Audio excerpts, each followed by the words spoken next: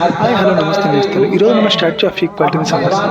11వ శతాబ్దానికి చెందిన హిందూ వేదాంతవేత్త, తత్వవేత్త, సమాజంలో అంటరాంతనాన్ని, వివక్షతను రూపుమాపిన సమాజ సాధికారత కోసం కృషి చేసిన శ్రీ రామానుజాచార్య వారి 1000వ జయంతిని పురస్కరించుకుని 216 విగ్రహాన్ని స్థాపించడం జరిగింది.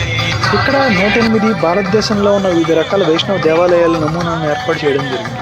అవి ఎంతో ఆనందంగాను, దేదీప్యమానంగాను ఉన్నాయి, అందంగాను ఇక్కడ చూడండి నృత్యాలు, ఆ దీపాలతో కూడిన నృత్యాలు చాలా అద్భుతంగా చేశారు వాళ్ళు. అవి చూస్తున్నంతసేపు మనసు ఎంతో ఆహ్లాదంగా అనిపించింది.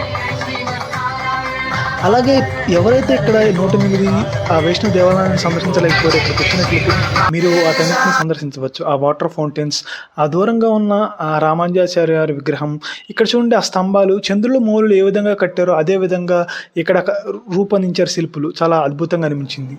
ఆ గరుడ సేవ, ఆ గరుత్మంతుడు చూడండి ఎంత అందంగా ఉన్నాడో. ఆ మెట్లు కింద నుంచి పైకి ఎక్కి ఆ రామానుజాచార్య వారి విగ్రహాన్ని చూడటానికి మెట్లు ఏర్పాటు చేశారు. ఎంత అందంగా ఉన్నాయో చూడండి.